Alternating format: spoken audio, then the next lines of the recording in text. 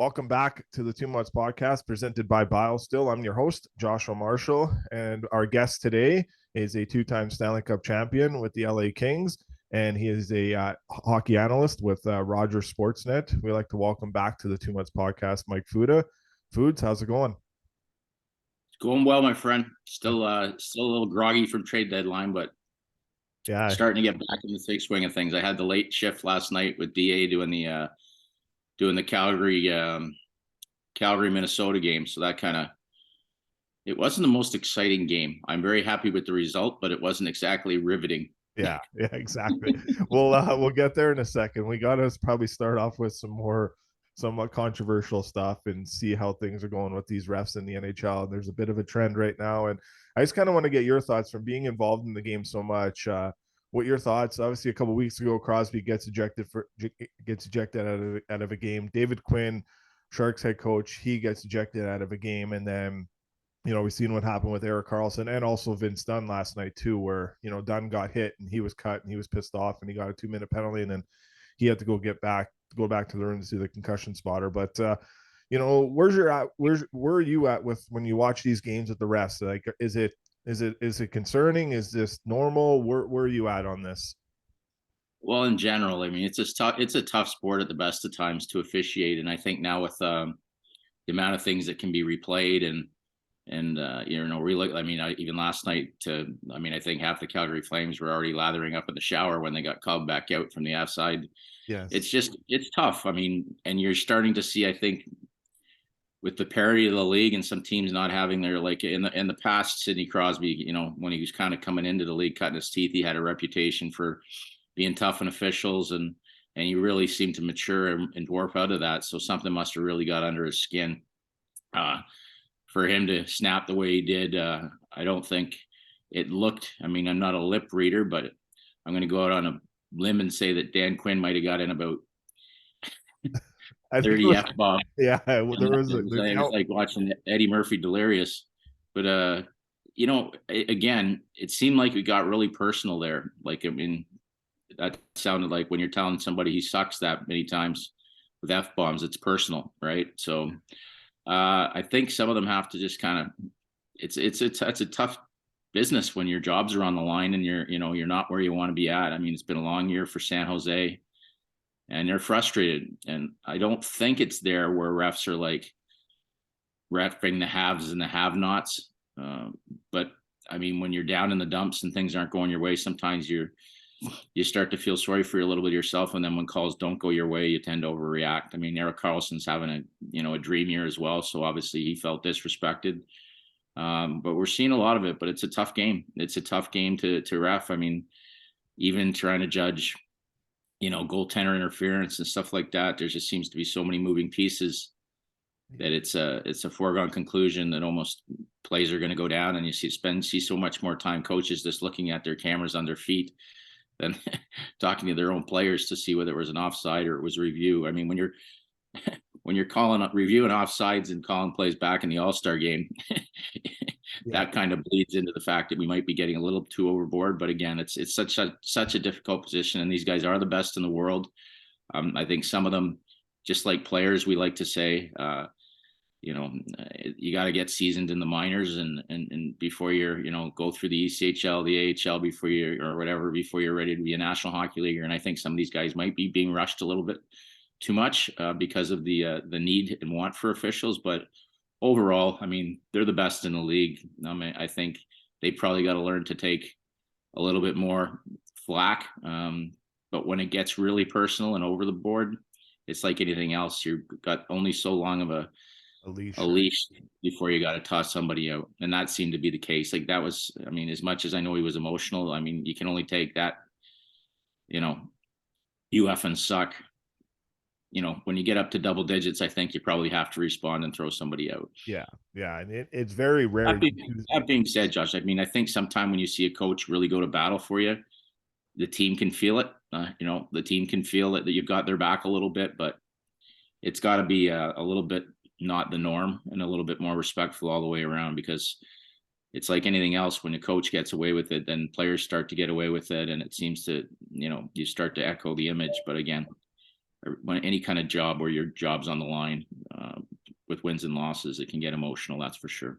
Yeah, I think with and it's obviously a couple of back-to-back games here with the Sharks where their head coach gets tossed and then Carlson goes too. So the intensity's definitely high there. And I think reading the lips there on Quinn, I think it was Gord Dwyer. You just said you've always had it out for me, and it sounds like they've made amends now, and they get that opportunity to do that probably after the game somewhere with supervision and other people involved. But I do agree. I think you hit on a good point there. Foods is like, maybe they're being rushed and in a way because this expansion happened pretty quick too, right? So that's more referees, that's more players, and then we've seen some of the veteran guys leave before they got a chance to leave too. So always open. It's always interesting. I always find it and we don't really pay a lot of attention, but you kind of see the same faces as playoffs go on. But obviously, there's a serious process involved in getting cut down. And I mean, when it comes down to cut down to who does the playoffs and who advances, that's when you kind of get a real read on who the league is happy with.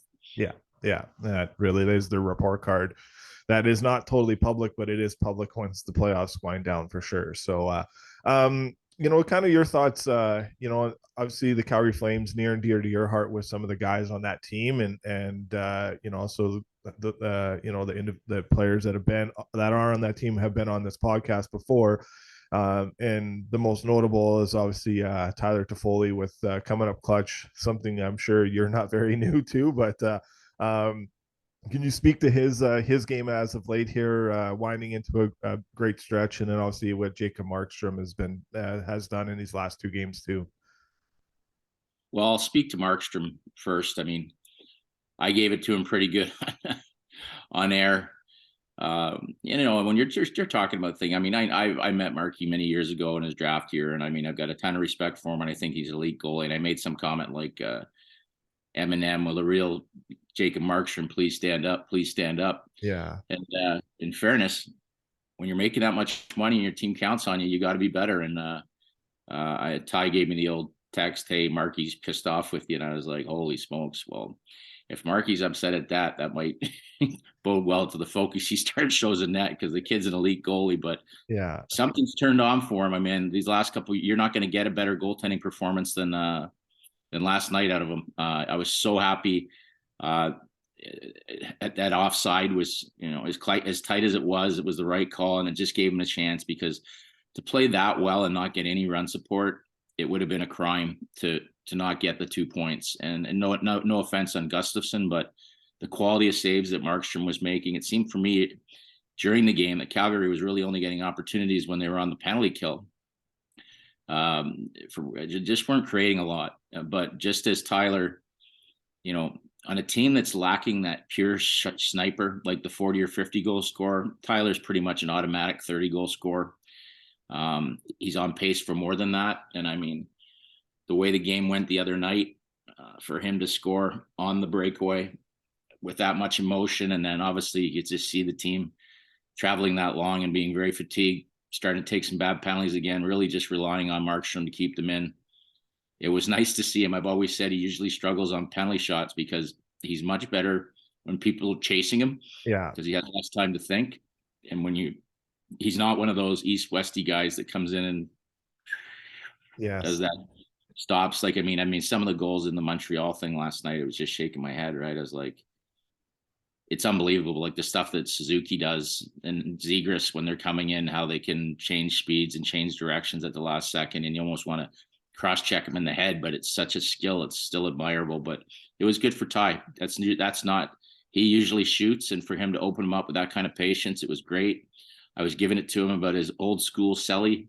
Yeah. And the first on Monday, and then last night he just went with the whole teapot up in the air, Statue of Liberty. So yeah, it's great for the team, and you could just see the emotions of that because they have to go on a run. The mask's not with them. I think you're seeing a bit more of a, I don't usually put the word softer and Daryl in a same sentence, but I mean, since the Peltier interview, he seems to be, going out of his way to compliment the kid. And I think at this time, for these guys to buy in, he's even realized that your bench is different, right? There's certain guys that can take that stuff and excel with it. And there's certain guys that clearly don't excel when they're when they're hard on him. And when you have this few games left, he seems to be doing a really good job of getting the most of them and getting these guys to bear down, because whatever, they're probably going to need to win 14 to make it. I still think they could do it. I don't know why I've sat here the whole year full support, but I still think if first of all, if you, other than the Saturday game against Minnesota, for the most part, there's been really no quit. They usually come out and outshoot a team like 20-3 or something, and they just naturally, by the end of that, there's either one goal or the other team's goalie's got a broken sternum for all the chest shots that they throw at them. Yeah. And then the team comes down and gets one, and they're chasing it. But I really liked what I saw there. I mean, now the big thing is, like, they've thrown a lot of points away to teams that are chasing Bedard, right? And now that the time for that's gone. I mean, I look at their schedule. You can't lose points. I mean, not only do you have to beat teams ahead of you or close to you, but you can't lose any points down the stretch here to the Anaheims or the Arizonas or these teams that are clearly out of it. And they've got a lot of games, still left against teams that are below them. And they just got to find their game and not play below, don't play down to anybody's level, and find a way to get in. I mean, they're in 2012, and I think we were a much different team in 2012, but Daryl came in and we had to play playoff hockey for the last 20-25 games just to get the 8th seed. And then we all know what happened then, because we were so hardened by the time the playoffs arrived. But I think we had a better leadership core with that 2012 team, but it doesn't mean that this team can't take the same path. Yeah, it's hard to count them out because they're in games every game. Now it's just those games that could be the losses. They at least got to get points out of them, and obviously the 2 points. But are you concerned more about the Winnipeg Jets? Obviously a big game tonight against the Minnesota Wild, and what they've been up to lately, and what's kind of going on in Winnipeg that you're seeing that is a concern. They seemed for so long there had this the hard heavy identity, and Hellenbuck was playing out of his mind. Now I haven't seen them that much. I watched the Edmonton game, and I mean, as much as I love Draisaitl's goals, those shouldn't get in on a guy that big. His game has dipped a little bit, and I think there might be a bit of frustration when you think about the way things were talked about. This is their year to add the deadline, to add a big piece. And no knock on Nino Niederreiter, because he's a good player, but I just thought there was more left to be done there. I'm sure no trade clauses came into play in certain players that they were looking at, but I think it was a team that was sitting around hoping and waiting to be rewarded. And then when not much came down the pipe, there might be a little mope to their step now, but I wouldn't count them out. They're more than capable of going on a big run, but again, short runway, and you've got some teams chasing you now too. So it'll be interesting. They really got to turn it on. And again, you can't be losing points to teams below you in the standings. No. Yeah, that's the team. I think if Calgary gets in, that's the team that they would have to hope. I keep thinking Seattle, but they just keep on chipping away. Every time they had that little stretch there where they started to drop games, and they brought it right back up to another level again. It's just really surprising me. Yeah, they haven't really extended any of their losing streaks to very long stretches. It's been 3 to 4 games. And they had they've been staying away from the fact of losing 5 to 7 games in a row. So it really didn't add too much either. They just kind of really stood pat Seattle and just really built on their core there for sure. Move to the Oilers here. Where do you think things are at here with Edmonton? Obviously, Connor's having a season like no other, and Draisaitl's doing Draisaitl things, and Hyman is, back to kind of where he was and what he's can do as in the role he's in, and then Nugent Hopkins is having his career too. But Kane hopefully will come back against the Bruins on Thursday night, and they'll add some great depth to them. But I found it interesting. I don't know, we don't have to really get into Sean Avery stuff, but he had his podcast today. He just talked about how important this is. He had some interesting comments on his podcast about the Oilers, and they'll win 6-5, but they'll lose 7-5, and it's up and down, and that's not playoff type hockey. And what happens if they lose in the first round? What does Connor do? But where are you at with the Oilers, or do you think they're the clear favorite out west? Not the clear favorite, but I mean, if Skinner keeps performing like he's performing, I mean, you know how much I love Jack, but it's getting concerning. Like he just can't seem to find his game whatsoever, and he's back to apologizing in press conferences and stuff like that, which is not what you need out of a $5 million goaltender at this time of year. And I love him dearly and hope he can find his game. But this isn't just a little snapshot that we've seen with him now. Like it's pretty much 850 to 800 save percentage per start. And dating I back love to the I Toronto. love the Ekholm. I think the Ekholm uh, pickup is masterful. He fits a bill. I think he allows. I've always told you I struggle with the amount of money that Darnell Nurse makes. I love the player, but I just don't see a $9.5 million player. And I think this will help his game dramatically. His minutes drop. He can, kind of get out of his head that he's an offensive dynamo and really realize that it's an easier position for a guy like Skinner to play or whoever's in net, particularly when you've got a $5 million cap hit on the bench. That he just can focus on keeping pucks out of the net. And it's not a problem when their forwards have it on their stick, but you just got to get away from the odd man rushes and playing good team defense. And I think the Ekholm, especially got him for term. That was a great pickup by Ken. And just addition by subtraction. Puyarvi had, you can only run that one out so many times, give him a fresh start. So yeah, I like what I'm seeing. Again, it's just masterful to see those guys play together. In the year that Hyman's having and everybody you mentioned, but McDavid in particular, to think that, we were talking about even mentioning people being close to him and there's still some incredible players, but what he's done this year is nothing short of, Yeah. it's remarkable. But we keep talking, and I know the thing that he can break every record in the world, and we can probably soon start having the debate that he might be the best player to ever play the game. But with that, everybody else that we talk about, i.e. Gretzky or Crosby or Lemieux, insert name here, they've all gone out and met the guy with the white gloves at the end of the year Yeah. and got the Stanley Cup. And when you're that elite of a player, that's truly how you measure. You can only break so many personal records, and he's going to continue to rewrite the record book. But until he gets his hands on Lord Stanley, he's always going to not doubt himself, but something majorly missing in the resume. So it'll be interesting to see how things unfold down the stretch here. He's got to find a way to get one going a long run. And I'm not quite sure that I love when Kane comes back, what he brings, but I'm not quite sure there yet.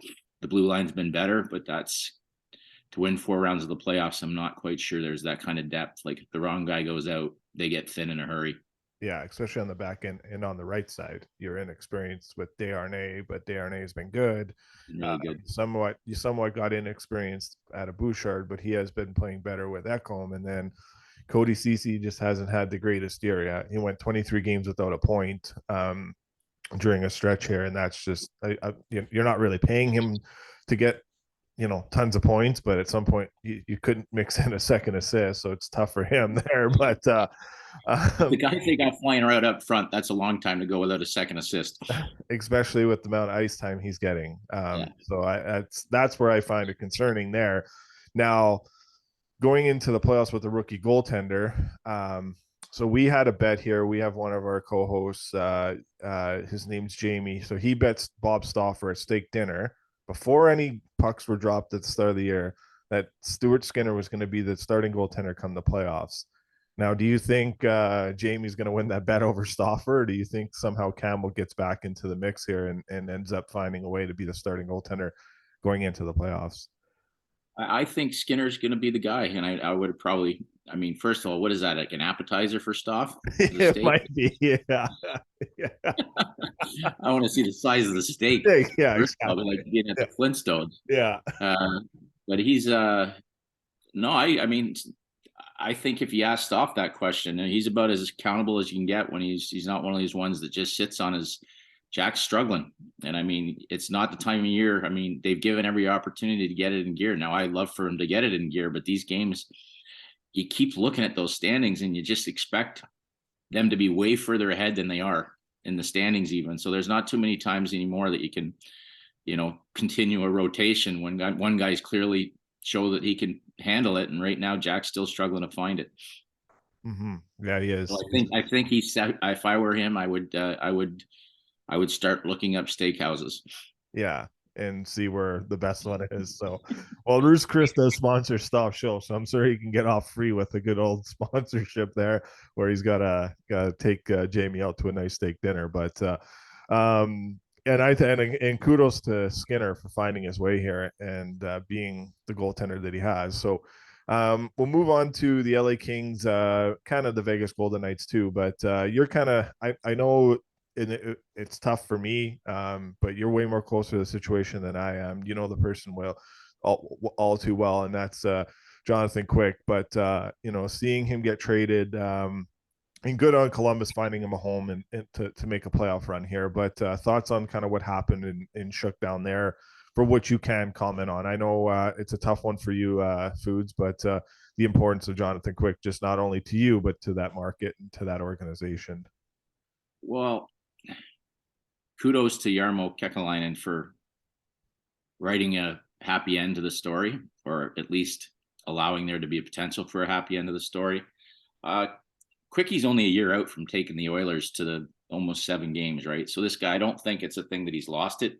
Yeah. He hasn't played well this year, and consistently, kind of like there's certain times where you just say, oh, he's going to bounce back, and who knows, maybe in Vegas now with the way they play and the blue line they have, like he loves to win, right? And he doesn't care he doesn't care at this stage of his career. He's like very much like Daryl Sutter when he says it's all about W's. Um, and again, not being down there, it's not easy for me to sit here and throw stones at the management or how it was done. I just, knowing Quickie's version of what happened, it's not the trade at all for me. I mean, you've got Gavrikov and Korpisalo are big pieces, right? And Yeah. those are areas as a team they had to address. But I just found that there's got to be a way when you can see a player struggling like that. And to my knowledge, again, if I'm wrong on this, but this is my version that I've been given from the source itself that was dealt, is that if you're pulled in earlier, right, like whatever, a week or something, these trades don't happen. Like this didn't start, the conversation wouldn't have started Wednesday afternoon. Yeah. Before you get on that road trip, or you go on that road trip and you go face to face with a player of that stand, like of that. I mean, I've said, I worded it wrong last night. I said he's the best player in the history of the Los Angeles Kings, and I forgot about number 99. What I meant is he's the most valuable player in the history of that organization, and I stand by that, because nobody contributed more to the 2 Stanley Cups, and no doubt there will be a statue at some point. But to not have any idea that you're being dealt, or any conversation that you might be dealt, and then get told as you're outside of a bus in Winnipeg, either by a phone call or whatever it happened. It's just, there's got to be a better way to do things than that for a player that means that much to an organization. And my understanding was it started to leak out. It's probably Elliot Friedman got the information that Gavrikov and Korpisalo were heading to Columbus or to LA, and he just put it together that they're not going to move Copley the way he's playing, and it was going to be Quickie on the way out. And I guess he gave them a heads up that he had it. Yeah, he did. He And said that on his podcast too. yeah, So, and that yeah. instead of, I mean, by that time, I don't think I think flying him home and telling him the next morning, even if it had leaked out, would be almost as bad as doing it outside a bus, in my opinion. I just think there's just a certain way certain players, we were doing on the trade deadline stuff. I mean, it was a split. Like Anson Carter was talking about, yeah, I got traded while I was taping my stick. That's how I found out, before a game. And I'm like, well, respectfully, Anson, we talked about it at night. I said, you weren't the best player in the history of that franchise with multiple cups when they were told that way. And again, it's a business. I get it. But for me, there's a certain caliber of player who has basically rewritten the book and put the only 2 banners that are really truly important up at crypto or whatever the hell they call it now. Yeah. There's just got to be a different way the message is delivered. Again, it's nothing to do with the trade or the assets that were coming either way. That's completely their decision to make. But I just felt the You way. got to get that one right on how the message is delivered, Yeah. and it's never going to be easy, but there's got to be a better way to do it. And those, and very well said. Because Well, on top of it, Josh, I mean, if hockey karma has its way, yeah, somehow, somehow, somewhere, whoever Edmonton goes on a run or whatever and gets that first seed, and and and the Vegas Knights play against the LA King. LA Kings, I will tell you this, that I will put the same stake that Bob Stauffer's throwing on the line, that Jonathan Quick will be the starting goalie in that series. Yeah. And it'll be the strangest thing ever watching the visiting team goalie on one of your biggest rivals come out to a standing ovation. And I would not do a video tribute. No, because you're just gonna get the guy filled up a little bit more, and I think we Might all be filled up a little more, and somebody might be throwing a stick at the jumbotron. yeah. So I think that one's this guy's that's one's gonna, they'll make up at some point. Like, I mean, it was the same way when I left and when Dean left, and we're certainly not Jonathan Quick, that you find a way, even Daryl, you find a way back. You won, you love the people who are there, but I think that one's going to take a while to get over for Quickie. Yeah, maybe the stick might end up in a certain section in the arena too. I don't think it can go. I don't think it can hover all the way into the management booth. Well, you never know. Suddenly. Yeah, but yeah, you don't want to. When you see players get motivated, it's quite the thing to see. And you're seeing with Connor at times throughout this year, and I think we all seen it during those cup wins when Quickie gets motivated. It's a tough one to kind of count the guy out, right? So now to the assets that they did get, and they are kind of a better team. Obviously, those are the assets that they did need. In all due respect to Quick, but I would still take Jonathan Quick in a 7-game series almost over anyone, to be honest. But that's just me, and I know talking to like Noodles and Toff about it too. It's kind of the same thing too, and but your thoughts on kind of what the Kings have done here, and can they be, they are 2-0 against the Oilers. They still got 2 more games. There's a bit of a history with the Oilers too, obviously with Edler and Mikey Anderson. But could that, if that first round matchup happens again, do you think Todd kind of wins that battle over Jay Woodcroft? It'll be interesting because I love the job Todd's done, and I love watching the team play. And I think, they wanted the left shot D all along. It bumps Edler down. I don't know Gavrikov. I'm sure they did their homework. We haven't had great success, or the Kings haven't had great success with Russian players. So I'm sure they did their homework on his character, etc. But he's looked great. I mean, in the games that I've seen, and Korpisalo's, he's had some great success, and I'm sure that Christian Ruutu knew him very well as well. So they did their homework on getting him with adding another Finnish player. So you got to stay healthy. Yeah. I mean, Kopi looks reborn again. Like, I mean, the other night it was crazy because that's the night I text him about the 4 goals, and usually he gets right back to me. And that was the night they found out about Quickie. So his head was somewhere else as well, but yeah, they look good. They look deep. I like the way they've kind of started to stick in those young players that were kind of looked like they were never going to get their chance. And now they're stepping in, like Byfield, and Gabe Velarde looks like he's healthy again. And, they've just got some good, a really nice mix of youth and veteran leadership. But again, these guys, it'll be interesting. These guys have to learn how to win in the playoffs. And that's where guys like Kopi and Drew that have done it really are going to help, just like as we had our guys that mentored those 2 guys. And that's part where Jonathan Quick, I think, will be missed. But hey, I really like the way their teams played, and Todd, very seldom do they lay an egg. And again, they've really avoided any kind of lengthy losing streaks, which is really good. Quick thoughts on the Canucks before we move out east. Kind of do a Canadian theme here. To get to touch on all the Canadian teams here. What's your thoughts on the Canucks, and what Rick Tocchet has been able to do, and Patrick Allvin? Because I think it's interesting. I love Rick Tocchet, as I think he's doing a great job. I mean, it's kind of similar for me the way when Daryl came in to Calgary. Yeah. He's just looking, he's putting his finger in the water, testing the temperature, so you can play Rick Tocchet style hockey. And Some guys look like they're well capable of that. I mean, I can't fathom them how where they when they think they're going to be good. I mean I found it strange. I thought they did really well in the Horvat deal, and I was pretty surprised to flip the pick so quickly for another guy. Not that I don't think Hronik's a bad player. I just felt they were going to wait and see what's available in the offseason. I still think they've got some contracts to move. It's tough when you sign players to these massive contracts and then have to trade them and retain salary so quickly. That's not good management. As far as owners would I be pretty. That's like hiring a coach to a 4-year extension and then firing him half a year, wanting to fire him halfway into the year, Yeah. and explaining you got to retain salary like that. You just got to, in a salary cap world, you really have to be careful. You just really have to be careful with your dollars and cents and making sure you're signing the right guys to long-term deals. But that being said, it's a Beauvillier looks like he's fit in well.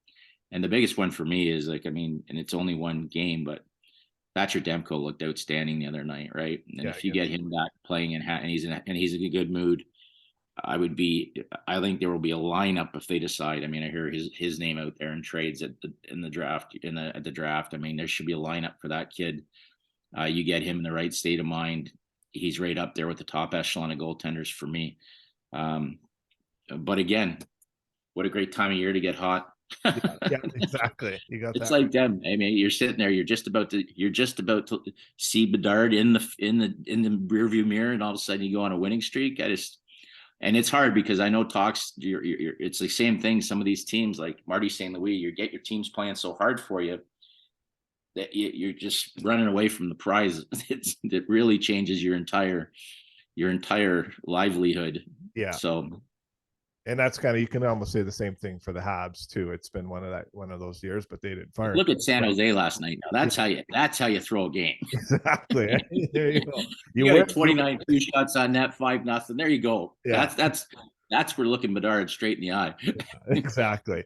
We'll move over to the Ottawa Senators. They're still in the mix. Jacob Chikrin's a big ad. Kind of your thoughts on them, and they did have a tough one the other night against Chicago, but they got to get right back on the horse here and get some wins. But do you think they get in, and are you happy with the work Pierre Dorian has done with that team too? I'm happy with the job that DJ Smith and his coaching staff has done with the group. Yeah. I mean, I'll leave it at that.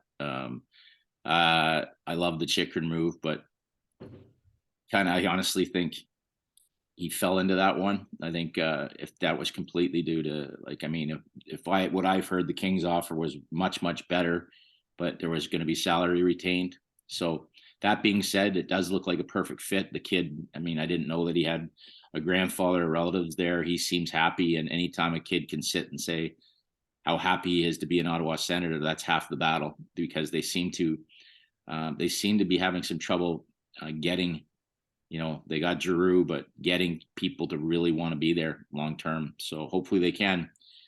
They never quit on DJ. I mean, you think about all the, he still hasn't played a game with his number one center. I think Norris has been out almost the whole year. So Correct, yeah. It's been fun to watch. I mean, Tkachuk is must-see TV.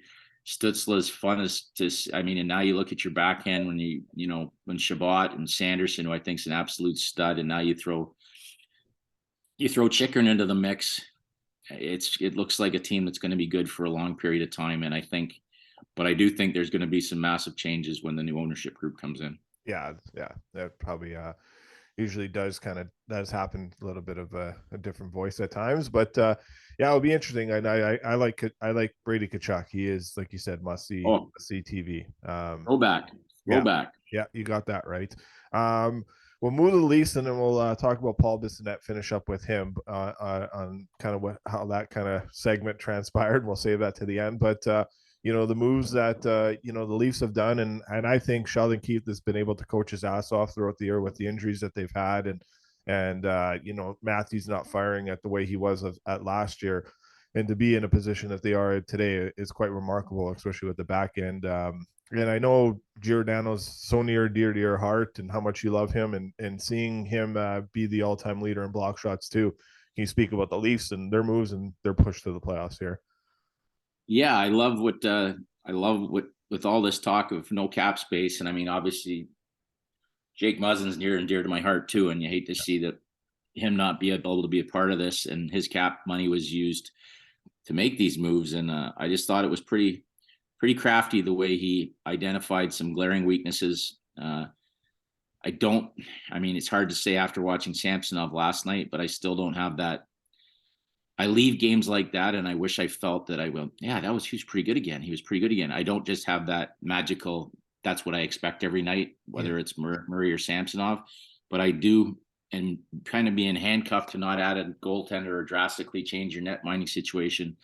I think that Kyle went out and the players that he added and McCabe and Shen make it easier for the guy to play net with that defensive crew. Just adding some more nastier guys in front of your net that, some days that when the Leafs aren't playing well, the slot area looks like it should be open like a 5-star cabana with some umbrella drinks because nobody's knocking anybody down. And right away, you start to see the impact of a McCabe and it gets contagious. Like when there's those scrums now and you poke at the goalie, it's not just Geo that's coming in. There's some big heavy sticks and Shenner's got it. And now, I like TJ Brody is a hell of a player. And I think it makes it easier on Morgan Riley to play. And, Justin Holl is for all his critics, he's been good. And now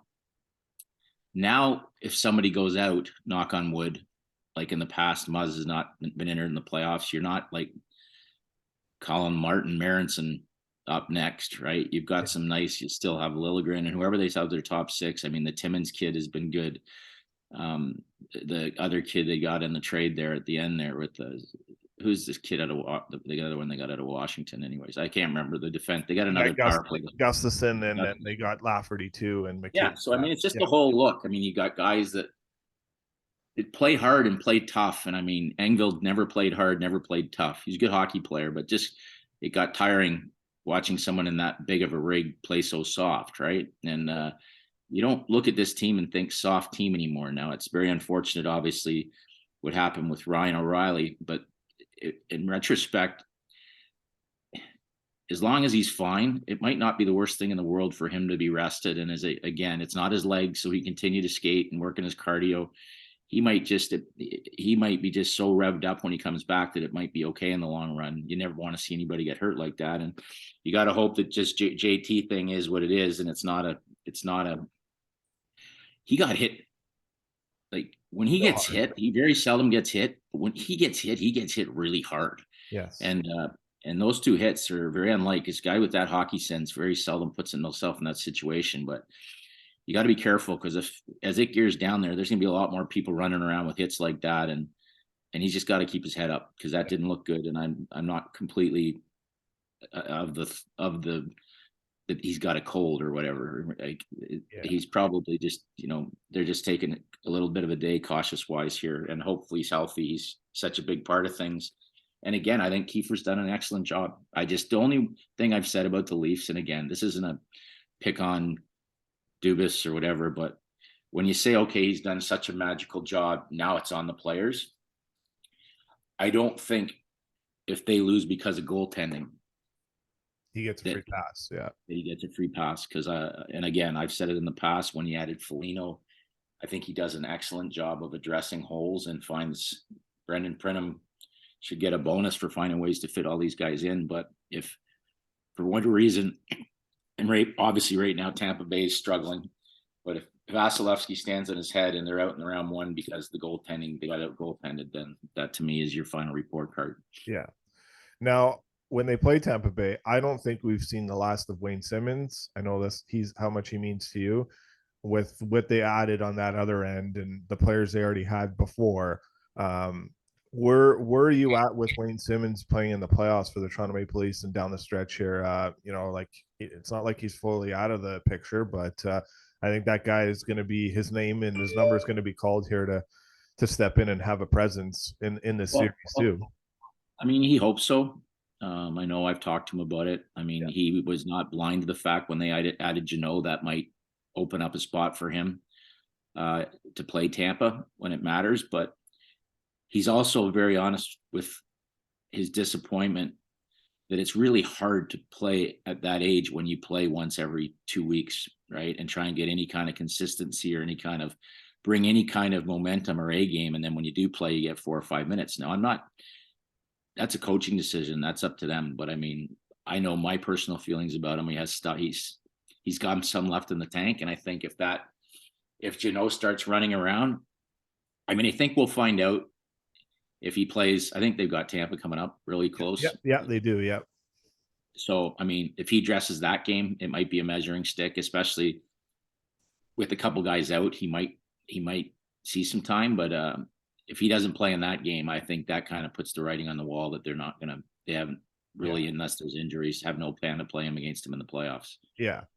Let's hope it's that's his I mean, that's his fight, right? Yeah, that's his calling card in a way, and that's his way of getting the ice time that he can, because he can one off on those situations with those players too, and he's not going to put himself in a situation where he's going to get hurt either in a fight, and obviously we don't see fighting as much in the playoffs, but the fact that you have someone over there that can answer it if something needs to. We don't see fighting anymore. We just saw Luch play the Minnesota Wild twice, and Reeves didn't look at him once. No, I was just saying, I was on the call before we took this interview started, and the person asked me, why didn't he go? I'm like, why would you want to go with Lucic? It's what I keep on telling people. Why do you want to go with him? And I know Curtis McDermott very well, and Luch very well. And it was nice to see Curtis play last night, back playing last night for the Colorado Avalanche. But looked like he still had Luch's autographs all over his face. Yes, he did. So. But hey, I mean, I give Luch full credit for giving him a chance, because I've talked to Dermy since then too, and he's down at himself, but he says that's why Luch is who he is. Yeah. Business where you win some, you lose some, and he goes, I made a mistake and got careless, and he made me pay. Yeah. So I love the respect those guys have for one another. But there was something about Luch's eyes in that one. When his eyes roll back like that, you may as well just take a knee. Yeah, I'm not getting this one. So let's move on to Paul Bissonnette here. What he's been able to do, obviously, a very interesting person. I don't know what the right word is to say, but he definitely brings the life to the party. And I saw it. I was like, as we were texting that night or the night after, whatever it was, just seeing him, like, he stood up and he's like creeping, and then he walks into the shot. I knew something was coming. But...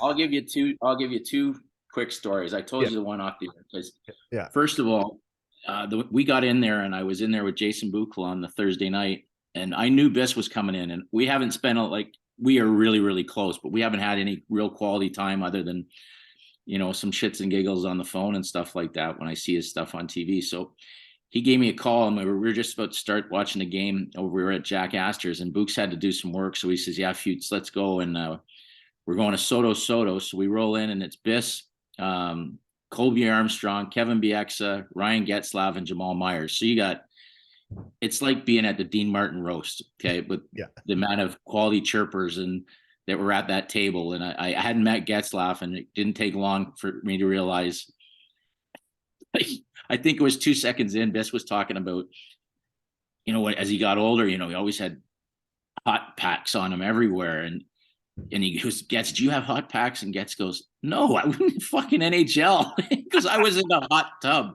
in the cold tub. You're in the American League with hot packs. So right away, that was like right into it. I'm like, oh, this guy's going to be, it was just off the top. You couldn't go anywhere, though.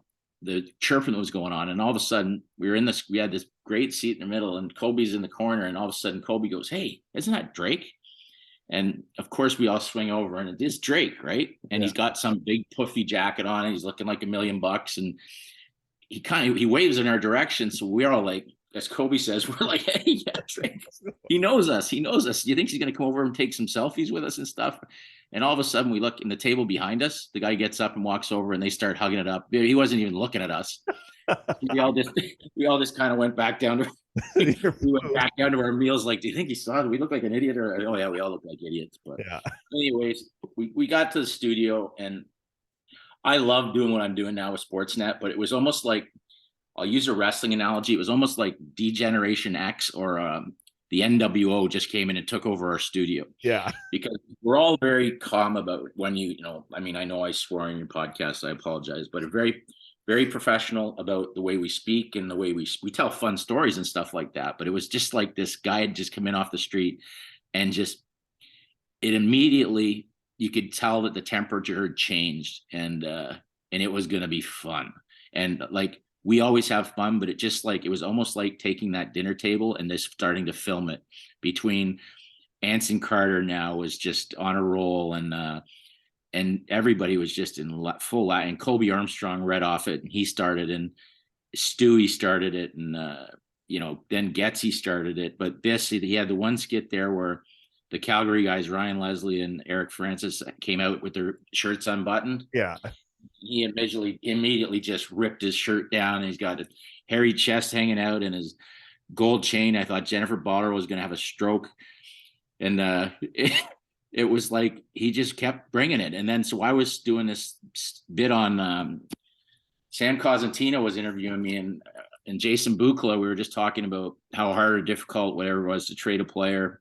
I can't remember. I might have been talking about Mike Richards, and I think Jason Buchla was talking about Lawson Krause.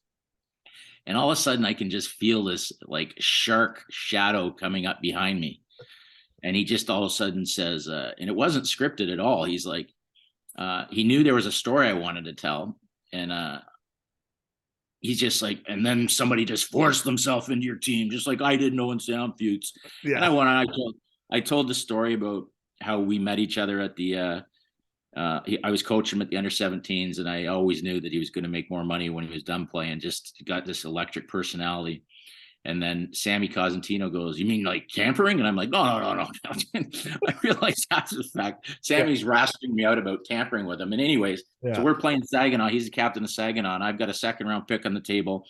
And we beat Saginaw, and I'm in the back room having a beer with my mom and dad. And the door just kicks open, and Biss comes walking in. Now, I thought he's still wearing full equipment. He swears he was just in a, whatever he calls it, a fart sack, or one of those old school Saginaw Spirit track suits. Yeah.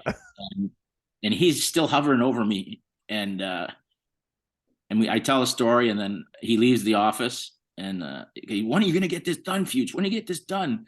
And as he leaves the office, the phone starts ringing. It's Bob Mancini, the general manager of Saginaw. And he's like, Fuchs, considering my captain is in your office, what's the difference between a second round pick and a tampering charge? And I was like, by the time the sentence was over, I'd already signed the trade, added the second round pick, and told Biss, by the time he's on the bus, just get your stuff and move to Owen Sound, you clown. You just cost me a second round pick.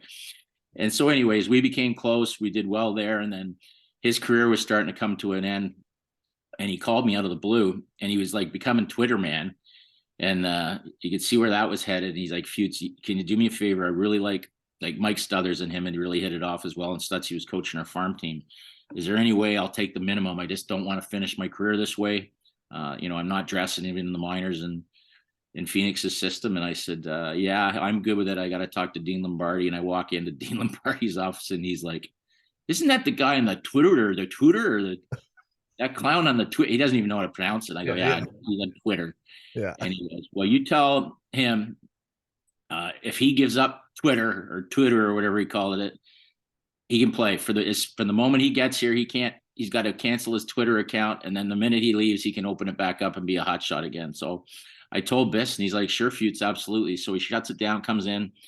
I mean, we won the Calder Cup, and I went to the ring ceremony, and to see the tears of joy. The first, I guess he never won a championship of that. I don't think he'd won a championship anywhere just based on, I think maybe an under 18. But when he got his ring, it was like watching a kid open the present at Christmas, right? And we've always kept in touch and stuff, but he basically, I don't know how he worded it, or he said it in the middle of this comedy sketch that we were kind of unfolding. He just taps me and says, in all seriousness, Fuchs, I want to thank you for my career. You made my career. When I was done, you breathed life in me with Manchester. And of course, now I'm ready to, like, here I go. I'm going to go full Dick Vermeil, start leaking. Yeah.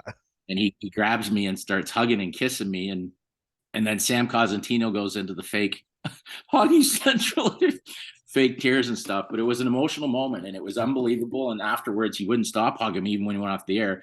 The segment itself it got something like 400,000 views on his Twitter account. And then I was getting calls. It was nice too, because all of a sudden, out of the blue, I'm getting calls from like Patty Jarrett and Mike Guff and just like other players saying, "Hey, you did that for me too, by the way," right? And, like Gio and when it was just one of those moments. It wasn't scripted, but the way it came out, it couldn't have come across any better. And I know the producers in that were really thrilled with the way it was presented and stuff like that. And it was genuine and organic, and it was emotional. But he's a piece of work. And then that night we went out, and I don't know what time we shut it down, but it was a 3 o'clock trade deadline. So we were probably out of the studio by 4:30. We were at the bar next door, and then that storm hit. So anyways, the end of the night, it was, I think, myself, Bieksa, Kelly Rudy, Ace Carter, Biss, and a couple of the producer of the show, Maddie was there, and Hillary, the makeup lady, and we were just pounding them back. So it was a great night to finish her off with the Biss. And actually, that's not fair. I don't think he had one drink. He's not drinking right now. So Yeah. but everybody else was. We were making up for it. But Yeah. it was a great night, great memories. And again, for a trade show that could have dragged on forever, it just seemed like one segment to the next was funnier than the last, and time just flew because of the people that I was around and listening to the stories they told. And Ryan Getzlaff's just an absolute beauty as well. So it was, for me, when you meet guys, and I've said this before, there's certain time you meet people and you either meet people that you look at as your heroes, and you feel really good about it and you feel better, and sometimes they let you down. And these guys most certainly did not let me down, and particularly Getsy, because I kind of knew the other guys, but Kobe Armstrong's one funny guy too. Like, holy smokes, like constant energy. And Biss is another level. So he keeps trying to get me into going to, like, I'll always do your show, Josh, because we get along and it's fun. Yeah. But I've been surely warned. He's called me so many times to go on Spit and Chicklets, and I feel that would be like crossing the line that I can never come back from. Yeah. And you may never get another TV job or an NHL. I was going to say, TV, I could be altogether TV, hockey, everywhere. Yeah. Which, when he starts throwing down some topics, I'm like, what? That's out of my, no, I can't do it. I'm not ready for this. Yeah. We can just stick with the emotional, remember each other, where we came from sequences. But anyways. I used to sitting there thinking, imagine if you guys had Keith Yandel with you guys too in that group, and how funny that guy is too. Well, I've heard that he's just absolutely hilarious. Like, I haven't seen, he's kind of just cutting his teeth, because I heard, like, in the dressing room, he's the funniest man ever. And I only see him, he seems to be catching himself a little bit and loosening up a little bit on TV, but I've heard in the dressing room, he's as funny as it gets. Yeah. There's no, like, obviously Biz talks about the, if Biz was a healthy scratch in Arizona, Biz would come down in his suit and dressed out of his suit and go and shower with Yandel, just to have Yandel to have someone to talk to with, right? It's just like, well, that would absolutely not shock me that this would. No, he's just. Yeah, he's it's remarkable between his whatever Pink Whitney and his Spit and Chicklets and his brew company and all that. Yeah, just what they've been able to do. Yeah, no, he's doing well for himself. He has for sure. And that whole podcast in its own is they are the #1 podcast in the world. But hey, you're not the first person, because Vernon Fiddler, who's been on with us too, he says the same thing. He doesn't know if he can go on those platforms because he doesn't know if he's going to catch himself or what. So it's so the stories you want, you just got to talk about checking yourself. I mean, I have enough trouble on Sportsnet checking myself. Can't go down that lane, can't go down that lane. Yeah. And then, I mean, my mom was like, when are you going to do Busy Nasty's podcast? I'm like, busy never. Because you want me, I may say the day that I retire, if whatever, I hope it's not for some time yet. I hope to be back with a new team. Then I'll go on. Even if I'm in a wheelchair, I'll go on then. But until then, I think that would be a self-inflicted wound. Yes. I think they know that though too, because I think, like, they're waiting for all these people like you to just, they're like, okay, I'm retired, and then they're gonna go on there, and then that's it, right? So, and that's kind of the niche that they have, and I think they do an amazing job. But also come back to you, where I stand with you, and you and I've connected here, and we've never personally met in person, but we've just connected through Zoom and through phone and through text, and how much you've meant to me. But I followed your career, but it was nice, I think, at the end of the day, to put a bow on the cap, is what Biz did. Speaks volumes to what everyone else says about you. And that's I'm not surprised that segment had a bunch of hits. I was watching it live, and I was like, wow, I was in awe. I didn't know what to say. I was going to text you, but I'm like, you know what? There's probably many people texting. I'll get a chance. And then just seeing it on Twitter again too, kind of brought it back. Okay, I got to send him a note, but just a nice tweet. But so yeah, we'll finish up on that foods. I actually know. Let's talk about Mike's the coach, Mike Smothers there. Kind of what he's going through and how much he means to you. And he's battling, but he had some great words over the weekend of just kind of reassuring. Yeah, he's just a special man. I mean, he was the first coach, the only coach I hired in Owen Sound, and then we didn't know each other at all. And I used to laugh because he had two young daughters, and they were at that age that they'd always be waiting outside the dressing room for their boyfriends and stuff. And I'd be just making fun of them all the time and saying, Yeah. Look at your daughters, all that. And now I got 3 daughters, and he's like, It comes back at you. Yeah. Back. But he's always been like Uncle Stutzy to them, to my family. I mean, I love him. I mean, he went through some stuff. We kind of both went through some health stuff in Owen Sound, and kind of like just moderate now compared to what's going on, but even like little skin cancer issues. So, and we always just stayed in touch. And then again, our paths crossed, and I hired him in Owens, Manchester, after a lot of deliberation, because it's a big step between, I mean, he's already coached pro, but I mean, coaching junior and stuff like that. And won a Calder Cup together, which was magical. That's the best story there, but there was a bunch of other guys that were part of that. Very well done. Anytime anybody was called up to the Kings, he had them prepared and ready to play, which is really the number one job of an American League coach. And then, you know what, he's gone on. I think he's coached a couple different places. I mean, this is a guy that if he lost a job, he didn't mope about it. I mean, he'd go back and like work in a factory in Owen Sound. Like, you know what I mean? This is a guy that's been an NHL head coach, and he'll go work in like a printing factory. He's just a great man. He's a great father. I mean, his dad, his mom are still wonderful people, but he called me about 10 days ago, and I could tell from the message that it was one of those call me ASAP, because we usually just catch each other when we can. And he told me that it was not good. And then he was worried, and he was scared, and he didn't want anybody to know till he knew exactly the extent of it. And I think it's in his, I'm not gonna get into where it is, but it's serious. It's stage 3. He doesn't want to leave the bench. I don't know if he's back in the bed, but I know he needs to have a procedure done. They were still waiting to see, God bless, that it doesn't spread, or it hasn't spread, because it's a serious enough issue the way it is. So he's got a battle ahead of him. I mean, I spoke to his daughters. I posted a picture of him with my firstborn in our dressing room the other day. And, he's just a special man. If anybody can fight something like that and knock the shit out of it, it's Mike Stothers. So yeah, God bless him. God bless his family. And I just think you hear of so many tough guys that have got cancer, they've lost the battle. And I mean, I don't know whether they've met one as tough as this guy. So it'll be fun. I just wish him well and hope he gets through it. Yeah. And as he will, we'll keep our thoughts and prayers and think of him. And he had a great message to that too, of, just always, if you feel something's off, not right, just go get checked out. So, Foods, thanks again for doing this. It's always fun to kind of, shoot the shit and have a conversation and have some good laughs too. And hope everyone enjoyed this interview. You are always a big hit when you come on here. So thanks for that. And we'll look forward to seeing you here on the Tube on Sportsnet, and enjoy the rest of the games here. And probably get you back on before the playoffs start too. So my pleasure, my friend. Love you. Be good. Yeah, love you too. Thank you.